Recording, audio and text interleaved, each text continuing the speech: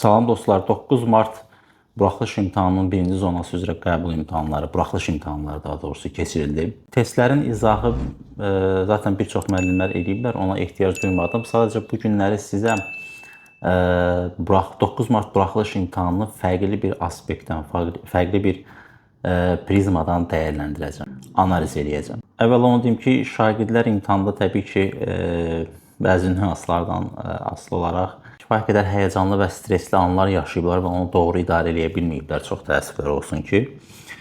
Amma imtahandan çıxan şagirdlər arasında müxtəlif fikirlər var. Təbii ki, bir çoxu düşünürdü ki, suallar çətin düşmüşdü. Bəziləri dedi ki, suallar normal idi, orta səviyyəli suallar idi, çətinlik səviyyəsi. Bəziləri dedi ki, asan idi. İndi burada bir məsələ var ki, necə olur ki, eyni test bəzi uşaqlar üçün asan, bəzi uşaqlar üçün orta səviyyəli və yaxud da ki, bəzi uşaqlar üçün çətin ola bilir. Çünki bu imtahan sadəcə riyaziyyat sualları deyildir. Bu imtahanın arxasında müəyyən gizli mesajlar var ki, bugün o 7 gizli mesajı sizə izah edəcəm. Yəni, buraxılış imtahanını şagird psixologiyası və digər amillər cəhətdən analiz edəcəm. Müəyyən qeydlər aparmışam, qarşımdakı planşetdən istifadə edib. Orada qeydlərimə baxıb sizə bu analizləri paylaşacağım. Bu imtahanın gizli mesajlarını yəni bizə nələr demək istəyirdi? Onu anlatmamızdan əvvəl, onu izah eləməmişdən əvvəl bəzi nüanslara toxunmaq istəyirəm. Bunlar nədən ibarətdir? Dostlar, artıq siz real həyata, gerçək həyata ilk addımınızı atdınız. Yəni 9 Mart buraxılış imtahanını verməklə oradakı o anı, o hadisələri, situasiyanı, həyəcanı, təşvişi, qorxunu falan və digər və s. amilləri yaşayaraq real həyata ilk addımınızı atdınız. Həqiqi dünyaya ilk addımınızı yetişkin olaraq atdınız. İndi yəni belə deyək də, həyatın həqiqi zərbəsini və yaxud da ki, şilləsi sizə dəydi. İmtahanı bu aspektdən qiymətləndirəndə, yəni nəyi nəzərdə tuturam? Şagirdlər adətən bir sizdə listeningdən, ingilisdən başlayırlar. Sonra bir çox şagirdlər təəssüf olsun ki, ana dili suallarına başlayırlar. İndi burada ana dili müəllimlər qulaq asan varsa mənə əsəbləşməsin. Çünki ana dilində birisi də mətnlə bağlı suallar kifayət qədər həm çətin olur, həm yorucu olur, çox vaxt aparır. Necə ki, riyaziyyatda ətraflı suallar var. Amma ətraflı sualların da hətta bəzən çətin ola bilir, hətta belə deyək də, çox vaxt apara bilir. Düzdür, bunları müqayisə aparmaq doğru deyil, riyaziyyatla Azərbaycan dili fənninin. Yəni, şagirdin enerjisinin tükənməsi və vaxtının idarə etməsi cəhətdən riyaziyyatın ikinci yazılması daha doğru hesab olunur. İndi burada çox güman ki, bir çox şagirdlər belə başlayıb. Yəni, riyaziyyatı Azərbaycan dilindən sonra yazıb və burada belə bir şey olur. Azərbaycan dilindəki o mətnlərdən, yəni kifayət qədər qarışıq, çətin, tipli tapşırıqları yazandan sonra şagirdin olsa enerjisi azalıb. Enerjisi azalıb və ruh düşkünlüyü yaranıb, çünki o da çətin idi. Və sonra başlayıb riyaziyyata. Və riyaziyyatın ilk sualları, yəni belə deyək də, ilk 17-18 sual, ikisinin üçün istisna olmadan çox asandır. Və riyaziyyata asan suallara başlayan şagirddə avtomatik olaraq 180 dərəcə əhval-ruhiyyəsi dəyişir. Yəni, müsbətə doğru. Şagird düşünür ki, nə yaxşı suallar belə Loril eləsə, yaxşı kimi gedir. Çox qəşəng yazır sualları, rahat suallardan hamısı, adi düsturların tətbiqi, şifahi suallar bir çox hətta. Və şagirddə 180 dərəcəlik əhval dəyişikliyi baş verir, müsbətə doğru. Və çox sürətlə hərəkət eləməyə başlayır.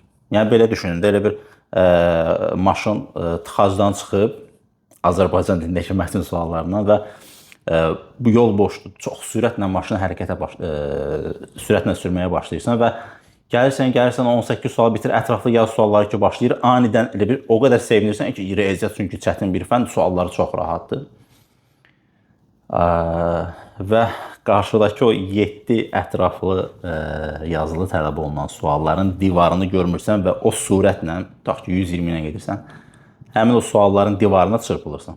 Və təbii ki, qəza baş verir. Qəza baş verirsə, həyəcan artır, qorxu artır, təşviş artır, stres artır, kortizol hormonu çox ifraz olunur. 4-cü qruplar bilərlər, o nədir? Bir çoxunuz bilərsiniz, neysə. Və belə olan halda şagird zaten ömründə birinci dəfədir, belə deyək də, rəsmi olaraq imtahan verir. Həyəcanını, qorxusunu, təşvişini idarə edə bilmir və kontrol itirir. Və bu zaman burada yəni əsas məsələ sualların, riyaziyyatın Azərbaycan dilinin çətin olması deyildi. Xüsusən mən riyaziyyat üzrə danışıram. O 7 ətraflı sualın çətin olması deyil. Əsas məsələ o deyil. Əsas məsələ şagirdin imtahana baxış prizması, baxış zehniyyəti, psixologiyası, yanaşması, imtahan anında həyəcanlı, stresini idarə eləməsi, kontrol altında saxlaya bilməsi, həyatında baş verən önəmli bir günün, önəmli bir neçə saatın doğru şəkildə həm vaxt bölgüsü cəhətdən, həm enerji bölgüsü cəhətdən, həm həyəcan və stresin, qorxunun, təşvişin idarə olunması cəhətdən onları idarə edə bilmir, kontrol itirir. Yəni siz əslində həyatda bu imtahanın çətinliyi və ya asan məsələsi deyil. Əsas məsələ bu dediyim psixoloji amillər və məsələyə həyatınızda baş verən hadisə, hər hansı bir hadisədir də, bu vacib bir hadisədir imtahan verməyiniz, buraxılış imtahan. Ona yanaşma tərzinizdən ibarətdir. Yəni dilim yarı olub bu tipli bu sözləri ifadə eləməkdən, məsələnin bu baxış prizmasının çox vacib olduğunu, psixologiyasının, motivasiyanın, həyəcanın, strategiyanın olmasını və onun doğru şəkildə idarə olunmasının vacibliyini vurğulamaq. Hər dəfə vurğulayıram. Təəssüf ki, bir çox şagirdlər ona əməl eləmirlər. Burada əsas məqamlar, təbii ki, bir çox məqamlar var, bir çox nüanslara toxunmaq olar, amma çox təəssüflər olsun ki, bir çox şagirdlər və çox təəssüflər olsun ki, artıq son vaxtlar onların valideynləridir, sosial medianı doğru istifadə eləmirlər. Məsələn, ən çox TikTokda belə deyək də, Reelsləri bu barmaq işarəsi ilə bir neçə saniyəlik diqqəti formalaşmır. Yəni 7-10 saniyəlik diqqətiniz var sizin dostlar. 7-10 saniyəlik diqqətlə siz ətraflı yazı suallarında və yaxud da ki, Azərbaycan dilində mətn suallarında, ingilis dilində listening suallarında ən çox da bunlarda çətin çəkirsiniz. Niyə? Çünki Fox itib, TikTok, Instagram, YouTube Reelsləri sizin diqqətinizi, yəni fokuslanma müddətinizi çox aşağı salıb. Mən də məsələn TikTokda və ya Instagramda Reelslər, Shortslar paylaşıram. Ona görə paylaşıram ki, deyə bilərsəm sən də paylaşırsan, nə oldu da belə danışırsan, amma özün paylaşırsan. Mən ona görə paylaşıram ki, əsl, yəni sizi o YouTube'dakı əsl videolarıma, uzun videolarıma çəkə bilir. Çünki YouTube'da uzun videolardan siz nəsə öyrənirsiniz. İndi burada demək istədiyim əsas məqam odur ki, dostlar, şəxsi həyatınızın imtahana təsiri çox vacibdir. Sonra siz həyatınızda deməli, əgər imtahanı həyatınızın bir nömrəli amalı, məqsədi qoymusunuzsa, 11 il ərzində oxumuşam ki, 11 il ərzində bir çoxunu zaten oxumamışsınız. Son 2, maksimum 3 ildə, hətta son 1 ildə, bir neçə ayda daha doğrusu. Adı 1 ildə, yəni tədris ili 1 ildən ibarət deyil. Hazırlaşmışsınız falan, müəyyən şeylər öyrənmişsiniz və imtahanı da həm özünüz, həm də ən çox da ətraf aləmdə, yəni cəmiyyət tərəfindən, ailəniz tərəfindən çox təəssüflər olsun ki, reallıq budur ki, imtahanı əsas məqsəd, amal belə keçilməsi vacib və ən vacib də, yəni bir nömrəli bir şey kimi institutda qəbul olmaq falan. Beyninizə fokuslanmışsınızsa, ən ündə məqsədiniz, amalınız, hədəfiniz o institutda qəbul olmaqdırsa, yəni bütün enerjinizi və fokusunuzu bu imtahana vermişsinizsə, imtahanda da hər hansı bir adi bir çətinlik ola bilər, stres ola bilər, hər hansı bir sizi həyəcana, təşvişə salan davranış və ya testin və ya çalışmanın olması sizin bütün həvəsinizi, bütün planlarınızı alt-üst edir və çöktürər və depressiyaya gedər. Yəni, əsas məsələ imtahana həyatınızda verdiyiniz yerdən asılıdır. Nə qədər çox yer vermişsinizsə, oradakı uğursuzluğunuz da sizə bir o qədər pis təsir edəcək.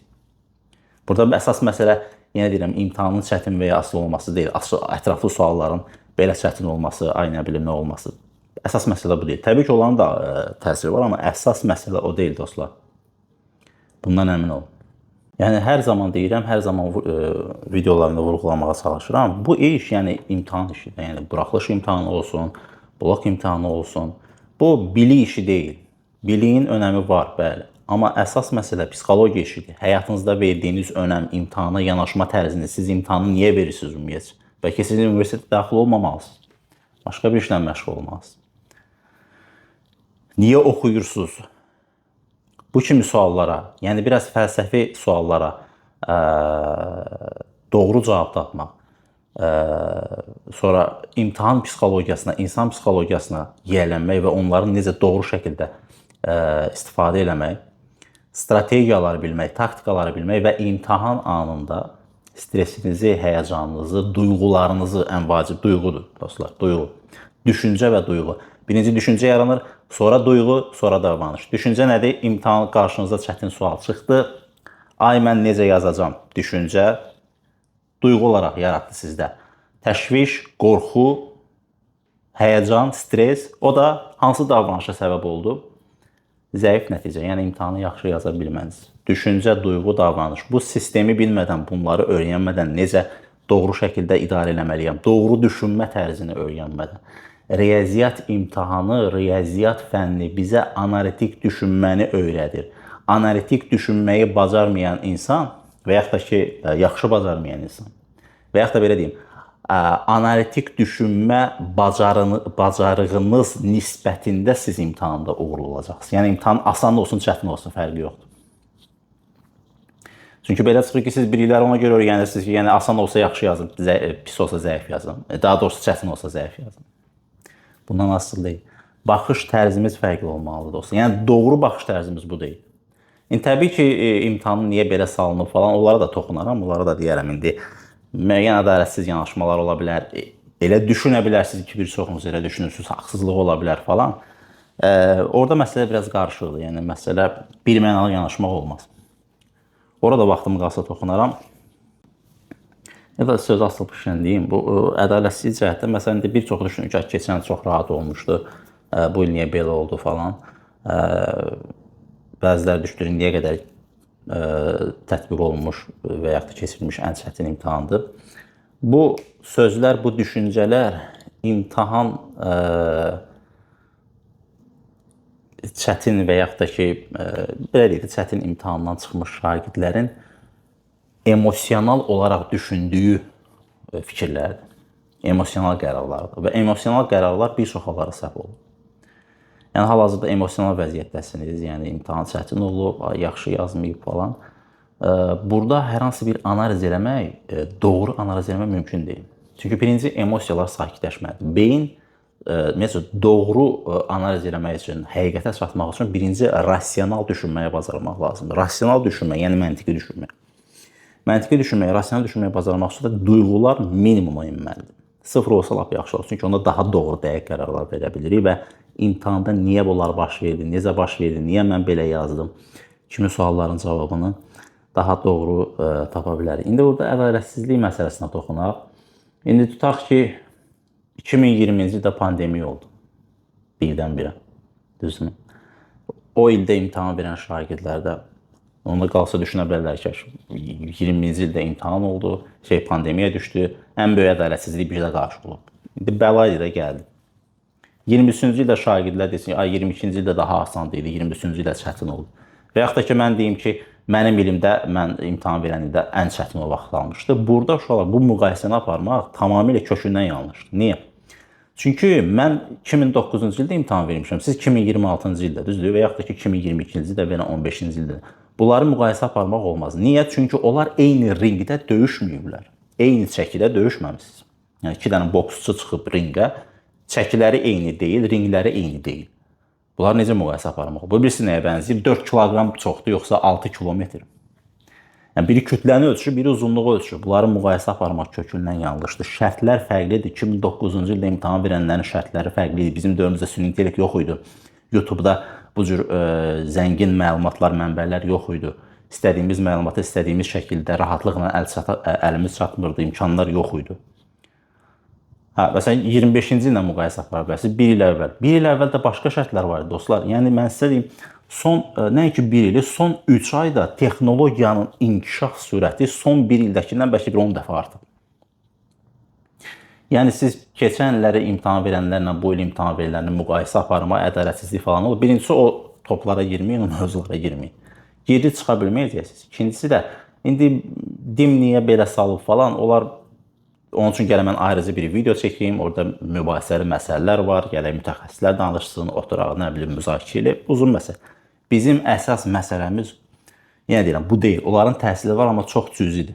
Bizim əsas işimiz bu imtahandan çıxarmalı olduğumuz dərslər odur ki, biz imtahanı, yəni bizim dünyamızda, daxili aləmimizdə, düşüncəmizdə, emosiyalarımızda imtahan bizim üçün nədir? Biz onu hara qoymuşuq? Ona nə qədər yer vermişik? Biz ona necə yanaşmışıq? Necə yanaşmalıyıq?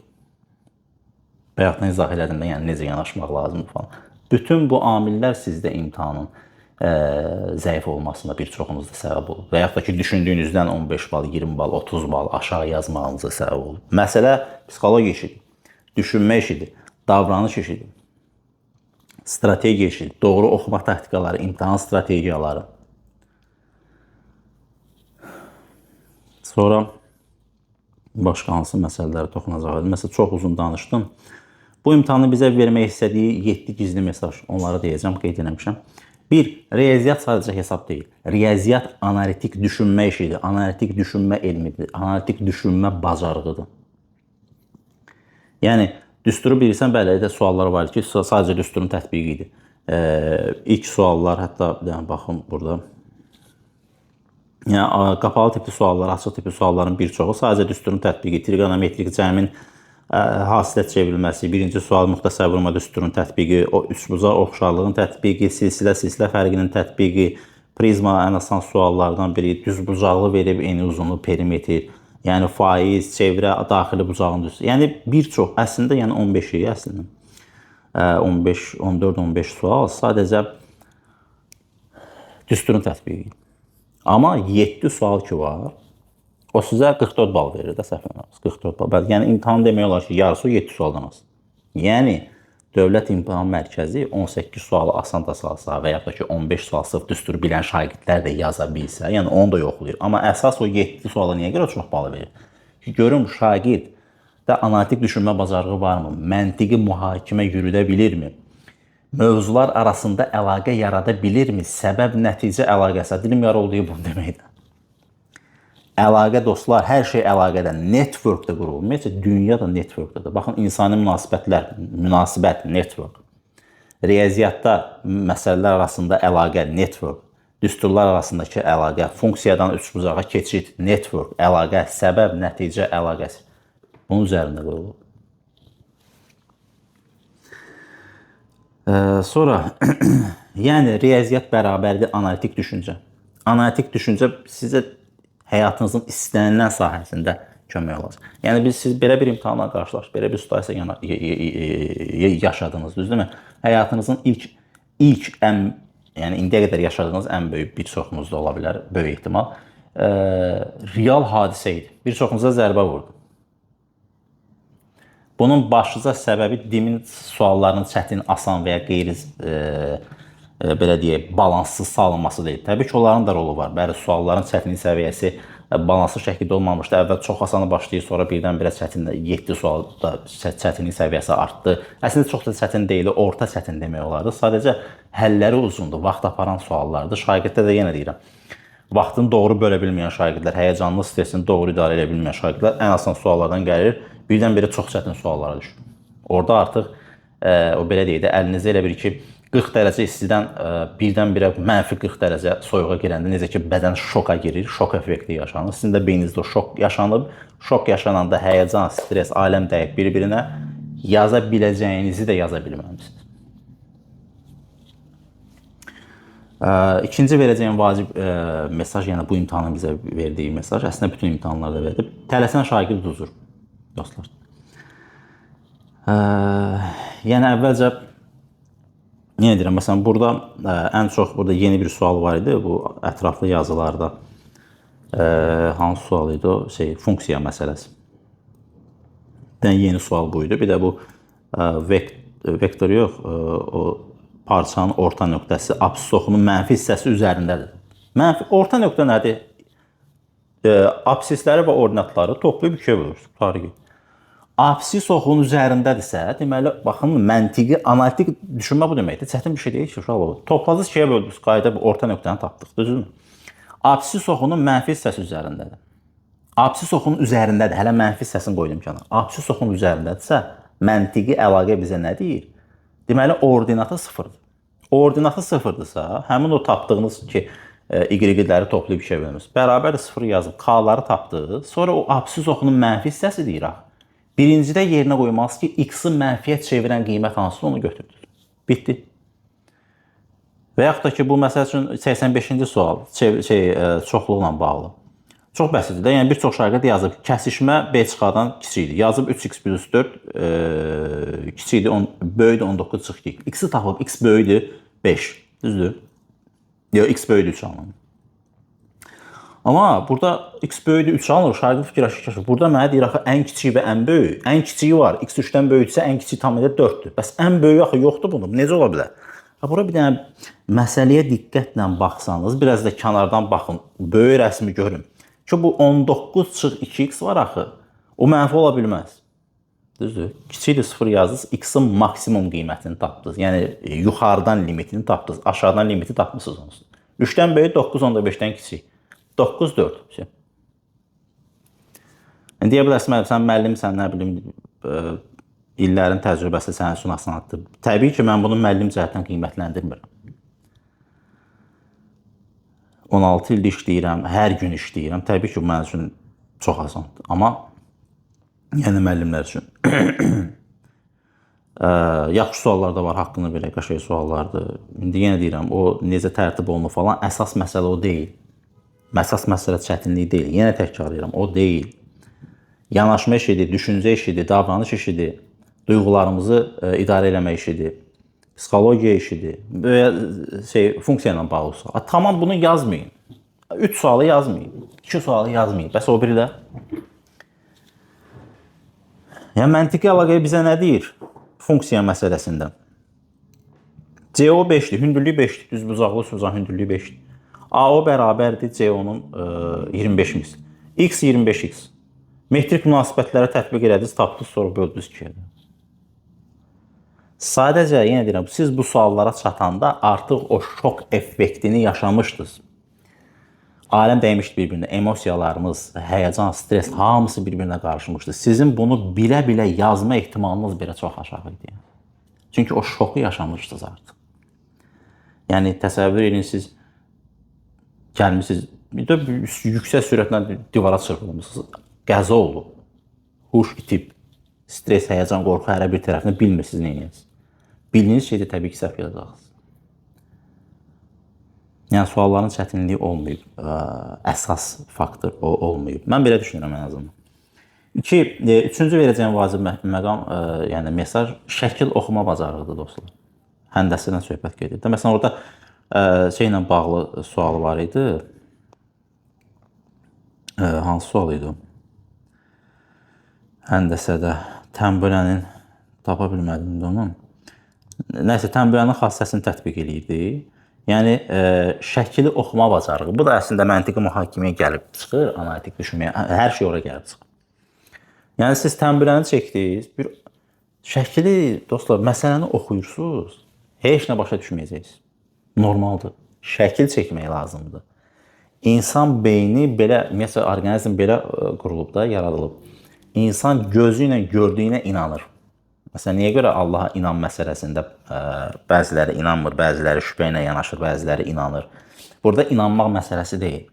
Allah heç birimiz görmür, gözlə görsə, hamı inanır. Ona görə burada iman məsələsi girir. İman nədir? Görmədiyinə inanmaq. İnan nədir? Gördüyünə inanmaq. İndi burada mən din dərsini sevmək istəmirəm. Yəni, demək istədiyim əsas məqam odur ki, xüsusilə həndəsə məsələlərində şəkili çəkməlisiniz. Çünki gözümüzün görmədiyini bizim beynimiz başa düşə bilmir.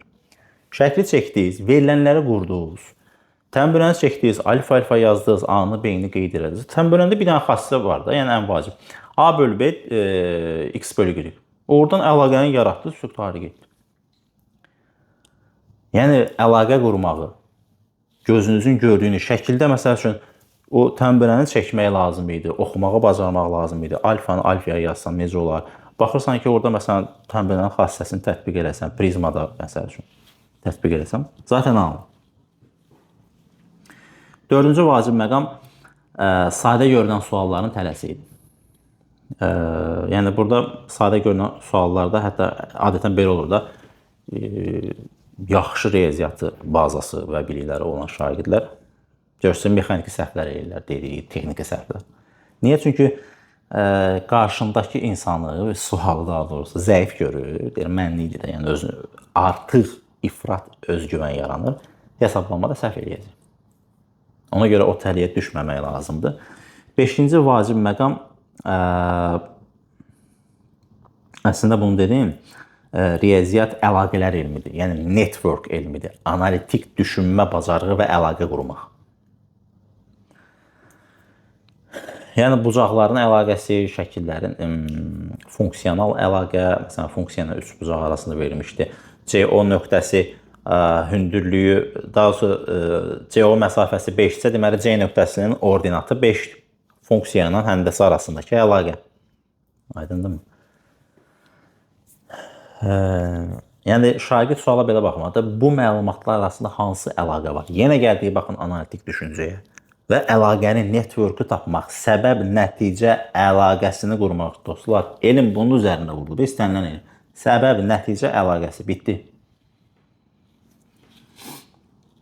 6-cı vacib məqam imtahan əslində, bunu da vurğuladım videonun əvvəlində. Bir mənada təşviş testidir, həyəcan testidir, vaxtın doğru idarə olunması testidir, strategiyanın olub-olmaması. Bu bir çox şagirdlərə təsir ki, strategiya ümumiyyətcə yoxdur. Olanlarında da bir çoxunda doğru strategiya yoxdur. Mən şagirdlər üçün olan Uğur Bələdçisi kitabında da PDF halında istəyən varsa rəylərdə yazsın, göndərim, oxuyun. Videosunda bir neçə videosunu çəkmişəm. Bir dənə də video, geniş bir video hazırlayacağım. İmtahanda Uğur'un 3 şərti var. Birinci şərt nədir? Baxın, orada da qeyd eləmişəm. Psixologiya və motivasiya, doğru düşünmə, analitik düşünmə. İkinci, strategiya və taktikanın olması. Üçüncü, sizin gəlir median düsturu, ay nə bilim, funksiyanın düsturu falan. Yəni, bunlar öz yerində olmasa,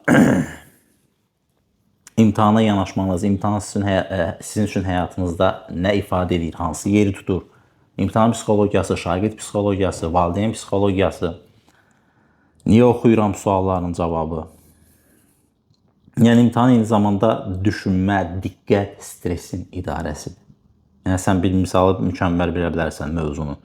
Səbəb, nəticə əlaqəsi, analitik düşünmə falan, hamısı öz yerində, okey. Amma daha doğrusu analitik düşünmə çox vacibdir. Amma diqqətli deyilsənsə və yaxud da ki, stresi doğru idarə edə bilmirsənsə, həyatında, baxın, həyatınızda bir imtahan baş verdi də. İmtahan bir hadisədir, hadisə olaraq dəyərləndirir. Bu hadisəni necə idarə elədiniz? İdarə edə bildinizmi? Bir çoxumuz yaxşı şəkildə idarə edə bilmədik. Buradan nəticələr çıxarın. Həyatınız imtahandan ibarət deyil, dostlar. Həyatınız qabaqdadır.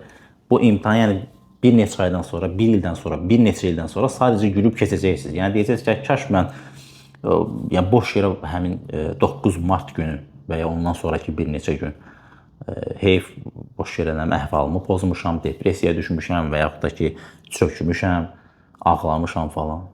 Tamamilə gülüb keçəcəksiniz. Həyatınız bu imtahandan asılı deyil, dostlar. Bu sadəcə ilk başlanğıc bir real nümunə idi, hadisə idi. Belə deyək, həqiqi həyatın sizə yaşatdığı bir situasiya idi, zərbə idi.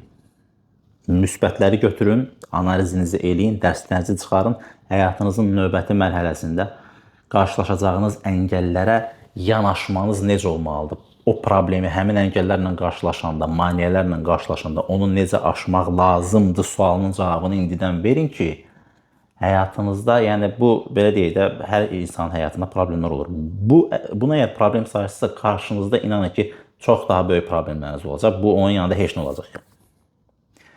Arzu eləmərəm, yəni istəyərəm, heç kimin həyatında problem olmasın, amma bu bir tərəfdən də absurd, yox, yəni sizin necə absurd deməzdim, yəni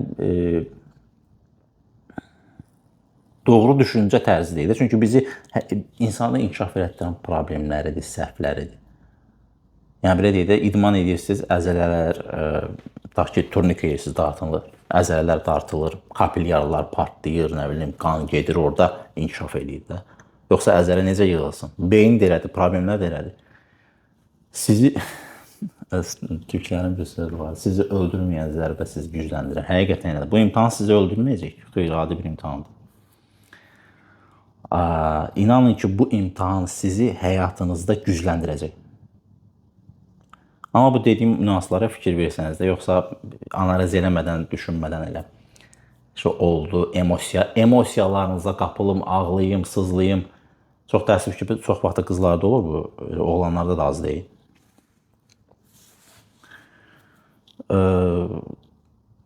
Tamam, ağlayın, sızlanın, pis olun, haqqınızdır. Bir neçə gün davam edin, emosional vəziyyətdə olmağınız normaldır. Amma ümumiyyətlə bu imtahandan sonra bir neçə gün, ən azı bir 3 gün, 4 gün, 2 gün, ən azı bir 3 gün, 4 gün istirahət edin, özünüzə gəlin, ağlayın, boşalın, gəzin, emosiyalarınızı sakitləşdirin. Sonra oturun bu analizləri eləyin, özünüzdə dediyim şeyləri və növbəti həftədən başlayın blok imtahanı. Burada elədiyiniz səhvləri blokda eləməyin. İnşallah eləməyəcəksiniz, əminəm. Və son olaraq 7-ci mesaj. Yaxşı şagird necə fərqlənir? Yaxşı şagird dediyimiz, yaxşı şagird deyəndə nəyə nəzərə tuturam? Yəni, yaxşı insan yox. Yaxşı şagird deyəndə, yəni imtahanda yaxşı nəticə əldə eləmək istəyən şagird nəyi ilə fərqlənir? Sualı birincisi emosiyalarının təsirində olmur. Emosiyaları onu yox, o emosiyalarını idarə eləməyi bacarır, həyəcanlı, stresin. Sualı diqqətlə oxuyur. Əlaqəni görə bilir, məntiqi əlaqəni, analiz edə bilir, analitik düşüncəni bacarır, analitik düşünmə bacarığı var. Bu əlaqəni qurur, məntiqi mühakiməni qurur, nəyi necə eləyəcəyini bilir və başlayır hesaba. Bəzən belə bir şey də olur, dostlar. Şagird başlayır, məsələni başa düşür. Amma məsələni oxuyur, lap şəkil də çəkib, həndəsə məsələsi. Amma məsələyə baxır, fikirləşir ki, bu məsələni buradan bunu eləyəcəm, burada bu düsturu tətbiq eləyəcəm, medianı oradan çəkəcəm, bəs sonra sonu ağlına gəlmir. Bir çox şagirdlər bu səhv eləyirlər. Yəni, istəyir ki, məsələni oxusun, həlli beynində canlansın, o lampa yansın və məsələnin sonunda alacağı cavabı hansı prosedurlardan gedəcəyini beynində canlandırsın, sonra başlasın həllə. Və bu canlanmırsa, deməli, mənlik deyil, yazmıram. Qətiyyən səhv yanaşmalı, dostlar. Ola bilər məsələni oxudunuz, başa düşmədiniz və ya tam başa düşmədiniz və ya həlli sınağınıza gəlmədi. Mütləq nəsə yazın.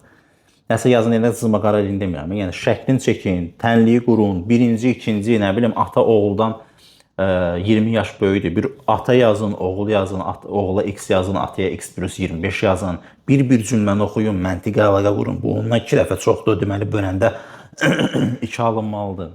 Və ya həndəsədə bir şəkli qurun, median deyir, medianı yazın, 2 yerə bölüb o işarəni qoyun. Hündürlükdürsə, hündürlüyün işarəsini qoyun. Çünki gözünüz gördükcə məsələni başa düşəcəksiniz. Bir də görürsünüz ki, həll elədiniz, bir həll içindən çıxdı. Yəni, addım-addım həll elədiniz, tapdınız. Yəni, məsələnin sonunu görməmişdiniz. Amma qorxmadınız, dediniz, bir yerdən başlayım, bildiklərindən yazım, yazınız, gəldiniz, cavabı tapdınız. Bu çox vacib bir məsələdir. Son olaraq onu demək istəyirəm ki, riyaziyyatda fərq, yəni fərq dediyimiz nədir? Yaxşı, çox bal yığmaq və ya az bal yığmaqda. Yəni, çox bal yığmaqda əsas oradakı fərq bilikdə deyil, düşüncə tərzindədir, imtahana ümumiyyətcə həyata yanaşma tərzinizdədir.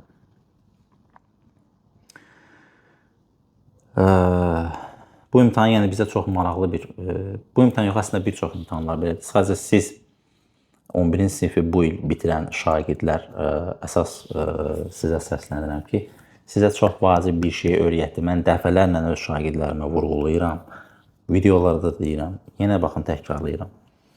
Riyaziyyatda ən güclü silah məsələnin həllini bilmək, düsturu bilmək falan deyil, analitik düşünmədir. Ondan əvvəl isə həyata yanaşmanızdır, psixologiyanızdır, motivasiyanızdır, doğru düşünmə tərzinin formalaşmasıdır, imtahan strategiyasının olmasıdır, doğru imtahan strategiyasının. Vaxt bölgüsü aparmaq, vaxtı doğru idarə eləmək, həyəcanı, stresi, təşvişi doğru idarə eləmək. Sonra formul, bilik falan, onlar sonra gəlir. Düstur, nə bilim. Əgər siz riyaziyyata sadəcə hesab kimi baxsanız, imtahana sadəcə yox, yəni həyatınızın ən vacib mərhələsi kimi baxsanız, riyaziyyat sizə çox çətin gələcək. imtahan sizə çox çətin gələcək və yaxşı nəticə əldə edə bilməyəcəksiniz. Amma riyaziyyata düşüncə tərzi kimi, yəni analitik düşünmə bacarığı kimi və yaxud da ki, əlaqələr, bir yaxud da demək, network, misallar arasında, düsturlar arasında, verilənlər arasında əlaqə qurmaq bacarığı kimi dəyərləndirirsəniz, onda sizin düşüncələriniz və davranışlarınız o istiqamətdə inkişaf edəcək. Və avtomatik nəticələriniz yüksələcək. Belə dostlar, bugünkü demək istədiyim, yəni mənim perspektivimdən şagirdlərin imtahana, yəni 9 mart imtahanından belə deyək də, analizi şagird perspektivindən mənim düşüncələrim bunlar idi. Sizin də düşüncələriniz və yaxud da ki, məndən razı olduğunuz, razı olmadığınız və ya əlavə eləmək istədiyiniz məqamlar varsa, rəylərdə yazın, soruşun. Bu videonu bəyənin. Əgər doğrudan da bəyəndinizsə, faydalı olduğunu hesab elədinizsə, abunə olun, bəyənin, məsləhət bildiyiniz insanlarla paylaşın, linkləri göndərin, onlar da baxsınlar. Və son olaraq, həqiqətən bu mənim şüarımdır və həqiqətən çox vacib bir həqiqətdir daha doğrusu. Uğur təsadüf deyil, seçimdir. Yəni, uğur sizə gəlməyəcək. Siz uğura doğru getməlisiniz. Necə getməliyəm? Əmin olun, 7-10 saniyəli TikTok reelsləri ilə gedə bilməzsiniz. Açın YouTube'da kifayət qədər mənbələri var, materialları var. Bir misal həlini tapmaq istəyirsiniz, tutaq. YouTube'da açın bir 10 dənə misal, bir 15-20 dəqiqəlik video. Məsələn, bu videoya bura qədər qulaq asanlar varsa, əmin olun, həyatda çox yaxşı uğurlar nəticə əldə edəcəksiniz. Qulaq asmayanlar o demək deyil, yəni uğursuz olacaq. Xeyr. Sadəcə burada uğurun insan üçün nə ifadə eləməsi vacib bir nüansdır. Kimisi üçün uğur sadəcə bank hesabında çoxlu sıfırlı olan bir ədədin olmasıdır. Kimisi üçün uğur gəzməkdir, səyahətdir. Kimisi üçün gecə rahat yatmaqdır. Kimisi üçün yaxşı yeməklər yeməkdir. Kimisi üçün insanlığa faydalı olmaqdır. Yəni, müxtəlif tərəfdən qiymətləndirilə bilər. Qarşınızda hələ blok imtahanı var. Yəni, bunlardan təbii ki, aydın məsələdir. Hamı zəif yazıbsa, kesit balları aşağı düşəcək. Yəni, burada heç bir ədalətsizlik yoxdur. O cəhətdən, yəni. Çünki hamı yaxşı yazanda ballar qalxır, hamı pis yazanda ballar aşağı düşür. Qabaqda blok imtahanı var, o bilin necə olur. Ola bilər o asan da olsun, normadan. Onda ballar artıq bir-birini balanslaşdıracaq və ya o da çətin olsa daha da düşəcək ballar. Yenə istəyən istədiyi fakültəyə, universitetə qəbul olacaq dostlar. Bundan əmin olun. Həyatınız elə qabaqdadır və təbrik edirəm, həyatınızın ilk zərbəsini aldınız. Yəni, məncə müsbət tərəfdən baxın. Doğru analiz eləyin, yəni bu şəkildə mənim analizlərimdən də istifadə edə bilərsiniz. Amma özünüz düşünün bunu, mütləq düşünün bu haqda. Blok imtahanına hazırlaşmaq istəyənlər bu amillərə mütləq çox diqqətlə fikir verin, tətbiq eləyin. Riyaziyyatdan da və digər, yəni deyirəm, strategiya cəhətdən olsun, imtahan anının idarə olunması, stresin, həyəcanı idarə olunması, psixoloji şagirdə, psixoloji və pedaqoji nöqteyi nəzərdən doğru yanaşma metodlarını barədə öyrənmək, özünüzü inkişaf etdirmək istəyirsinizsə, riyaziyyatdan boşluqlarınızı doldurmaq istəyirsinizsə, mənimlə əlaqə saxlayın, əlimdən gələn kömək eləyəcəm.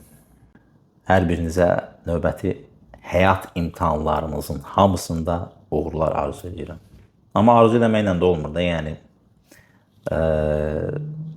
siz hərəkət eləməlisiniz, yəni istəməlisiniz.